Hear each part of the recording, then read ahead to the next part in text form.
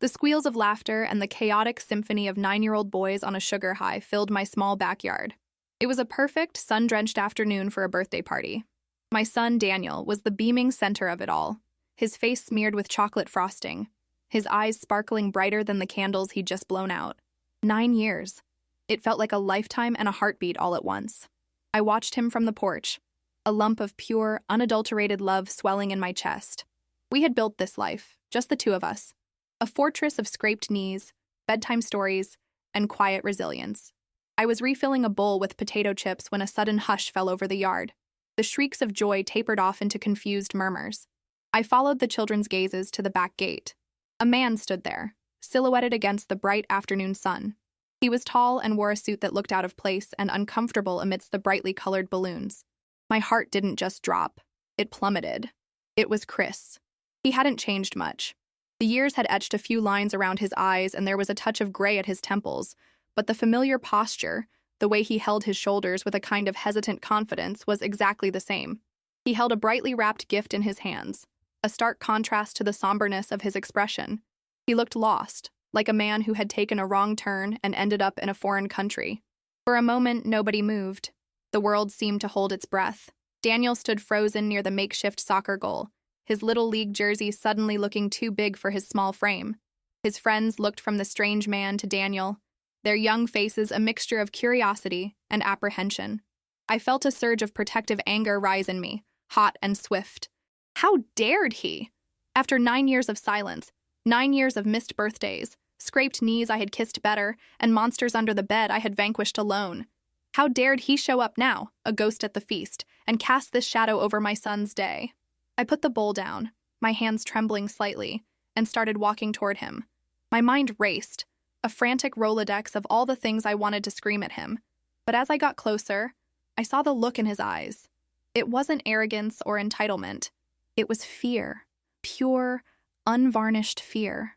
He looked at me, then at Daniel, and then back at me, his gaze a silent plea. I stopped a few feet from him, my arms crossed over my chest, a feeble shield against the torrent of emotions he had unleashed. "Chris," I said, my voice colder and steadier than I felt. "What are you doing here?" He swallowed, his Adam's apple bobbing. "Emily," he started, his voice raspy. I just wanted to see him, to wish him a happy birthday." Before I could answer, another voice cut through the tension, small but clear as a bell. It was Daniel. He had walked slowly toward us, his earlier joy completely gone, replaced by a guarded, serious expression that was far too old for his 9 years. He stopped beside me, not quite touching me, but his presence was a solid anchor. He looked straight at the man who was his father, a man who was nothing more than a faded photograph on his bedside table. Daniel stared at him for a long moment, his head tilted. Then, he spoke the words that shattered the fragile peace of the afternoon into a million pieces. "Do you even remember how old I am?" Chris flinched as if struck. The question, so simple and yet so loaded, hung in the air between them, a brutal testament to his absence. The brightly wrapped gift in his hands suddenly seemed foolish, a hollow gesture. He opened his mouth, then closed it again, a fish gasping for air. The silence stretched, amplified by the curious stares of a dozen 9-year-olds. I felt a perverse satisfaction at his discomfort, a dark, vindictive part of me that I rarely acknowledged. It was quickly followed by a wave of shame. This wasn't about me and my wounded pride. It was about Daniel, my son, who stood beside me, his small shoulders squared, waiting for an answer from the stranger who shared his DNA. Chris finally stammered, his eyes darting from Daniel to me. "I know you're 9. I saw the invitation. Emily, His voice trailed off, a pathetic admission of his reliance on a piece of paper for a fact he should have known by heart. Daniel's face, which had been a mask of stoicism, crumpled slightly at the edges. It was a subtle shift, a flicker of disappointment in his eyes that I knew would replay in his mind for weeks to come. He gave a small, almost imperceptible nod, as if confirming a sad truth he had long suspected. Without another word, he turned and walked back to his friends, the invisible shield of childhood bravado firmly back in place. He picked up the soccer ball and kicked it hard against the fence, the thud echoing the finality of his dismissal.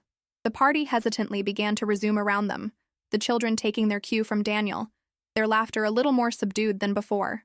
My own anger had cooled, replaced by a weary ache. This was the mess I had tried so hard to avoid. For 9 years, I had curated a life for Daniel that was stable and predictable. Chris's presence was a grenade tossed into our carefully constructed world. "You shouldn't have come," I said, my voice low so the children couldn't hear. "I had to," he insisted, his gaze fixed on Daniel's back. "Emily, I've made a mess of everything. I know that. I don't expect you to forgive me. But I need to. I want to know him." "You had 9 years to know him," I countered, the bitterness seeping back into my tone. 9 years of birthdays, of first days of school, of Christmases. Where were you? "It's complicated," he said, the classic, infuriatingly vague excuse of a man who couldn't face the consequences of his own actions. "Complicated?" I let out a short, sharp laugh that held no humor. "No, Chris, it's not. You left, you disappeared, you chose a different life. That's not complicated, it's a choice. And we were the price of that choice." He finally tore his eyes away from Daniel and looked at me. For the first time, I saw something other than fear or regret in his expression. It was desperation. "My wife is sick, Emily," he said, the words tumbling out in a rush. "She's very sick. The doctors, they don't know how much time she has left." The confession blindsided me. I had imagined 1,000 reasons for his return, most of them selfish. A crisis of conscience, a failed business, a midlife crisis. But this was a tragedy I hadn't factored in. The woman he had left me for, the reason our family had fractured, was dying. A cold knot formed in my stomach. I'm sorry to hear that," I managed, the words feeling inadequate and insincere. "She wants to meet him," he continued, his voice cracking. "She knows about him. I told her everything, years ago. It's her one regret, that I never had a relationship with my son. She wants me to fix it, before it's too late." I stared at him, my mind reeling. He was asking me to allow my son, our son, into the life of the woman who had been the catalyst for our pain, all under the shadow of her impending death. He wanted to introduce Daniel to a world of grief and loss, to a dying stepmother he had never known, all to soothe the conscience of the man who had abandoned him. The sheer audacity of the request was breathtaking. It was selfish. It was impossible. And yet, looking at the raw despair on his face, a tiny, treacherous part of me felt a sliver of pity. "Absolutely not," I said, the words coming out with a force that surprised even me. "You will not bring that kind of pain into his life. He's a child, Chris, not a tool for your atonement." I turned to walk away, my heart hammering against my ribs. I needed to get back to the party, back to the normalcy of cake and presents and laughing children. I needed to put as much distance as possible between us and the chaos Chris had brought to our door. "Emily, wait," he called out, his voice laced with a new urgency. "There's more. There's something else you need to know. About her. About everything." I paused, my hand on the doorknob to the kitchen, my back still to him.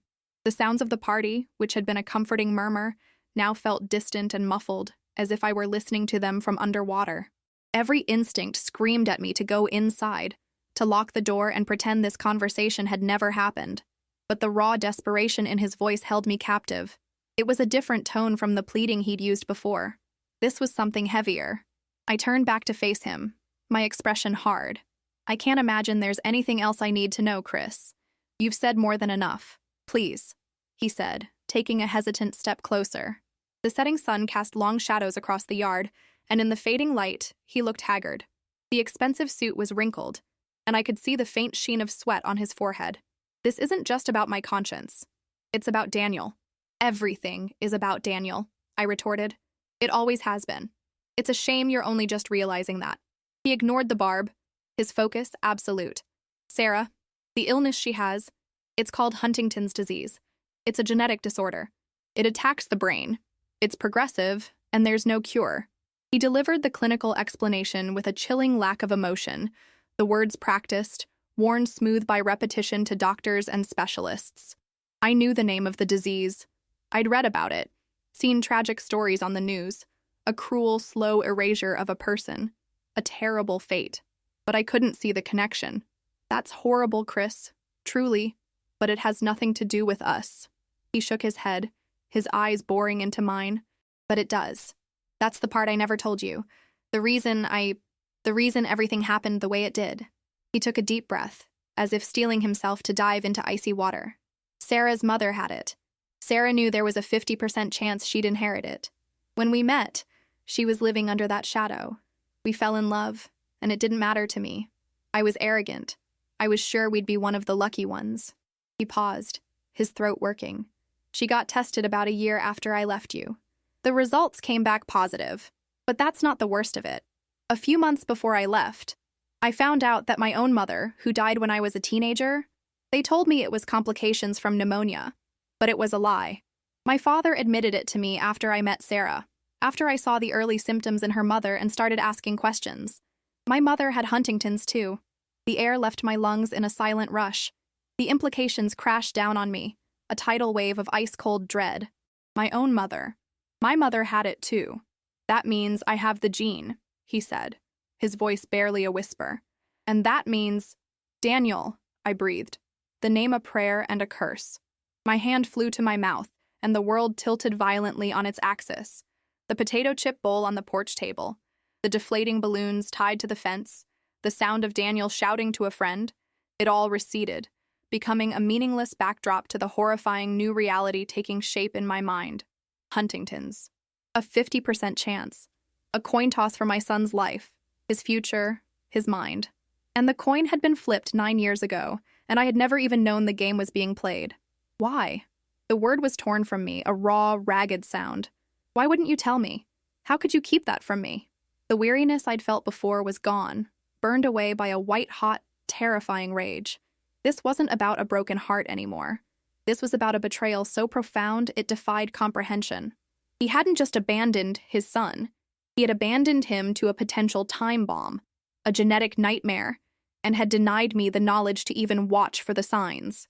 I was a coward, he said, his voice thick with self-loathing. I panicked. When my father told me about my mother and I looked at Sarah and I looked at you, pregnant with Daniel, I just broke. All I could see was this curse, this monstrous disease, and I saw it coming for everyone I loved. Leaving felt like quarantining myself, like I could somehow keep the poison contained if I just cut myself off. I loved you, Emily, and I loved him before he was even born. I ran because I was terrified of what I was, of what I might have passed on to him. He looked utterly broken, a man hollowed out by his own secrets and regrets. But the sight of his pain brought me no comfort. All I could see was Daniel's bright, laughing face, his future full of limitless possibility, and the monstrous shadow that now loomed over it. Does he have it? I asked, my voice flat, devoid of all emotion. Have you seen anything? Any signs? No, God, no, he said quickly, shaking his head. And it usually doesn't manifest until middle age. He's a healthy, perfect kid. I can see that. But the risk is there, Emily. It's there. Sarah's symptoms started a few years ago. It's getting bad now. Her doctors are part of a major research study. They have the best geneticists, the most up-to-date information we might need for Daniel, information he has a right to. There it was, the impossible choice, laid bare. He hadn't come for his own redemption. Not entirely. He hadn't come to ease his dying wife's conscience. He had come with a warning, a key, a potential lifeline wrapped in the guise of a family tragedy.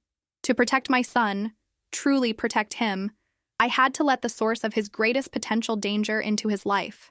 I had to let in the man who had shattered my world and the dying woman who had been his reason.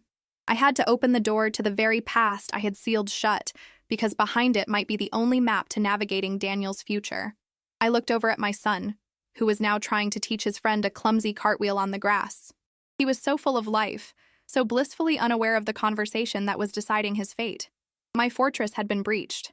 The walls I had built to protect him were worthless against an enemy that might already be inside him, encoded in his very being.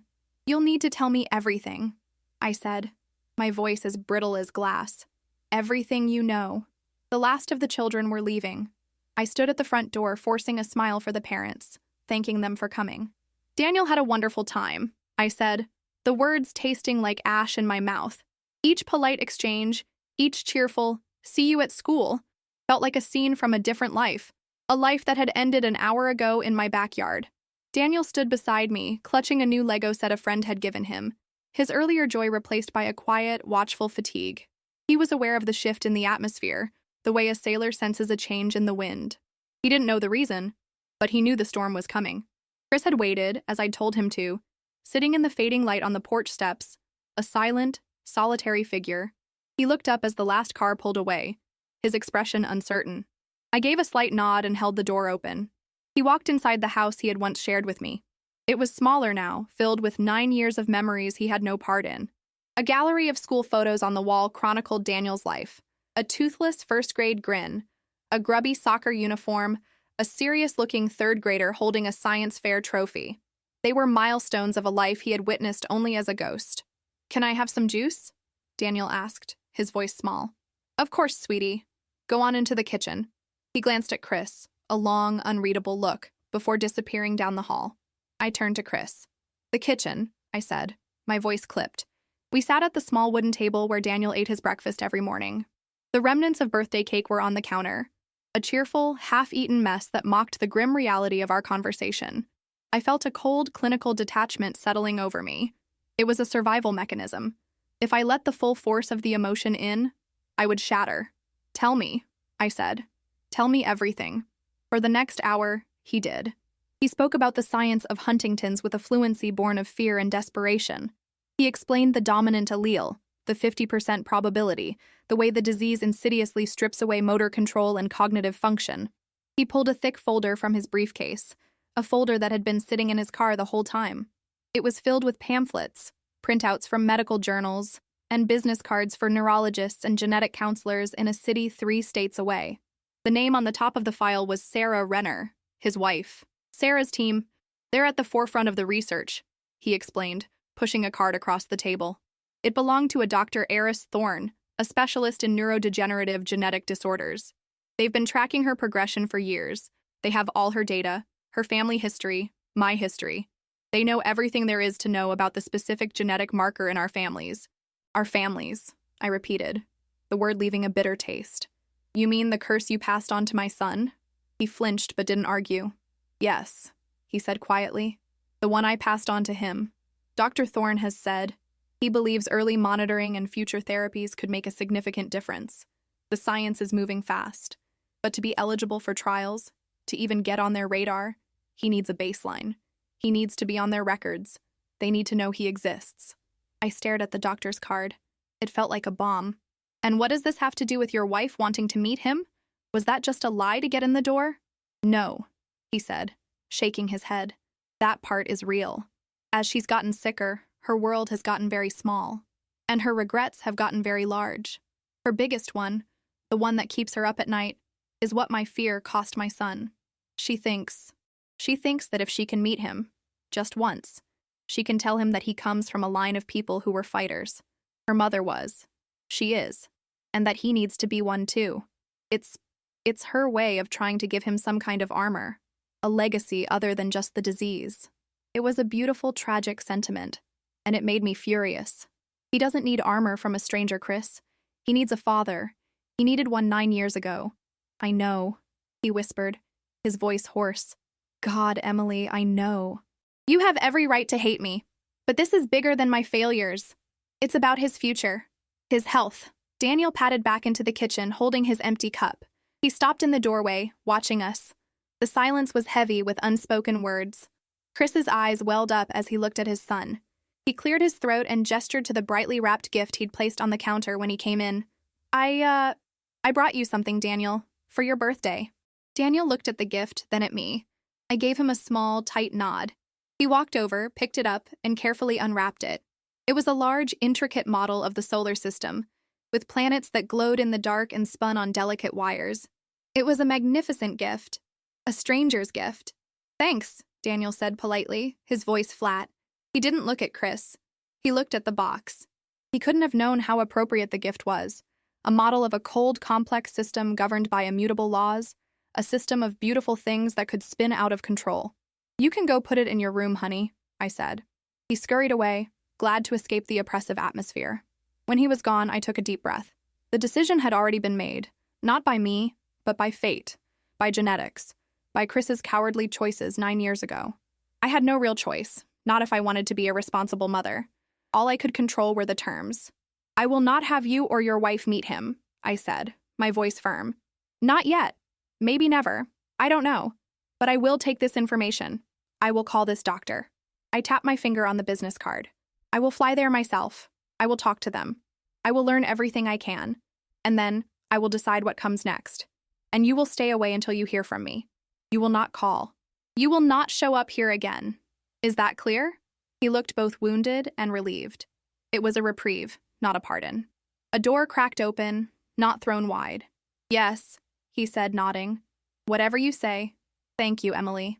Don't thank me, I said, standing up. You've just handed me a nightmare. Now please go. I didn't walk him to the door.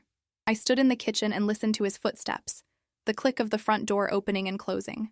The house fell silent. I was alone again, but the solitude was different. It was heavier.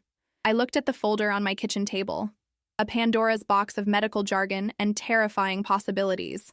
I picked up the phone and began looking up flights to a city I'd never intended to visit, to meet a doctor whose name, an hour ago, had meant nothing to me, and who now held the key to my son's entire world. The flight to Philadelphia felt like a strange, suspended reality. I sat numbly, staring out at the clouds, the folder Chris had given me resting on my lap like a lead weight. It was Daniel's file. Our file. The clinical, sterile environment of the plane was a stark contrast to the vibrant chaos of his birthday party. A before and after snapshot of my life. Before, my biggest worries were scraped knees and undone homework. Now, I was flying to meet a geneticist to discuss the ticking clock coded into my son's very DNA. The anger I felt towards Chris hadn't subsided, but it had changed. It was no longer a hot, raging fire. It had cooled into a hard, dense ball of purpose in the pit of my stomach. This was no longer about my pain. It was about Daniel's future. Dr. Eris Thorne's office was in a gleaming tower of glass and steel, a temple of modern medicine. He was a kind-looking man in his late 50s, with gentle eyes that held a deep, weary intelligence. He had clearly seen more than his share of family tragedy. He didn't waste time with platitudes. He pulled up Sarah Renner's file, then Chris's family history, and confirmed everything Chris had told me. He drew diagrams on a whiteboard, explaining the cruel mathematics of a dominant allele, the 50-50 coin toss that had decided my son's genetic fate at the moment of his conception. The good news, Dr. Thorne said, his voice calm and measured, is that we are entering a new era of therapeutics. Gene silencing trials, advanced protein management. The science is moving incredibly fast. 10 years from now, the landscape for Huntington's patients could be completely different. The most important thing for a child with a genetic predisposition is knowledge and monitoring. Establishing a baseline now, getting him into our system, means he will have access to any and all advancements the second they become available. You're doing the absolute right thing by being here, Emily. So what do I do? I asked, my voice barely a whisper. Do I test him? Do I need to know for sure? Dr. Thorne leaned forward, his expression softening. That is a deeply personal choice. Many families choose not to test a minor. You cannot unknow the result, and it can cast a long shadow over a childhood. Our recommendation is often to proceed as if the risk is real. We monitor for any clinical signs, we provide resources, and we empower the child with age-appropriate information as they grow, so that when they are an adult, they can make the choice about testing for themselves. The most important thing, from a medical standpoint, is a complete family history. The more data we have from Chris and from his wife Sarah, the clearer the picture we have for Daniel. He didn't need to say more. The subtext was clear. As much as I wanted to, I could not medically or morally sever the tie to Chris. His genes, and the tragic story of the woman he married, were now an inextricable part of my son's health profile. My fortress of two had to be expanded, whether I liked it or not. I spent that night in a sterile hotel room, the city lights twinkling below. I ordered room service I didn't eat and stared at a picture of Daniel on my phone. He was laughing, a gap in his teeth from a lost baby tooth, his eyes full of uncomplicated joy. I had tried to protect him from the world's ugliness, but the greatest threat was one I could never have foreseen, one that was silent and invisible. Hating Chris felt right. It felt justified. But Dr. Thorne's words echoed in my head. My hatred was a luxury. Holding on to it, letting it dictate my decisions, might actively harm my son. My love for Daniel had to be bigger than my hatred for his father. I took a deep breath, my finger hovering over Chris's contact information. I had saved his number 9 years ago and never deleted it. A digital ghost in my phone. My thumb pressed the call button before I could lose my nerve. He answered on the first ring. Emily? His voice was fraught with anxiety. I met with Dr. Thorne, I said, my tone flat and businesslike. He confirmed what you told me. Daniel is now in his system. They'll send a kit for a baseline DNA sample. No test for the gene itself. Not yet. A sound of immense relief came through the phone, a shaky exhale. Okay, thank you. This isn't for you, Chris, I said, my voice hard. This is for Daniel, and it's not over. I have terms. Anything, he said immediately. Anything at all. You were right about one thing. He needs information. He needs armor, I said, the word tasting like defeat. I will allow one meeting, not with you, with your wife. I will bring Daniel to a neutral place, a park or a cafe near you. I will be there the entire time. She can meet him. She can tell him whatever she feels she needs to. She can give him her legacy. Then we leave. There was a stunned silence on the other end of the line. I could hear a faint, choked sound, and I realized he was crying. You would do that? He asked, his voice thick with emotion. I'm not doing it for her, and I'm certainly not doing it for you. I'm doing it because my son's life may one day depend on him knowing he is not a victim of his genetics, but a fighter. It's a piece of the armor he might need, and if she can give it to him, I will allow it. Thank you, Emily, he whispered. It means more than you know. What it means, I said, standing and walking to the hotel window, is that from now on, every decision will be about Daniel's health and well-being. Nothing else matters.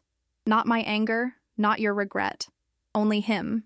We will communicate about medical issues. You will be a resource. But you are not his father in any other sense of the word. Not yet. That is something you would have to earn. And frankly, I don't know if you can. I understand, he said quietly. I'll do whatever it takes. I ended the call without saying goodbye. I stared out at the unfamiliar city, at the endless stream of headlights moving through the dark. The fear was still there. The dread of what the future might hold for my beautiful boy was a physical ache in my chest. But for the first time since Chris had appeared at my gate, it was no longer mingled with the paralyzing rage and pain of my own past. A new path had been laid out, a path I had not chosen but that I now had to walk. It was a terrifying, uncertain road, but I would walk it for Daniel, and I would not let him walk it alone.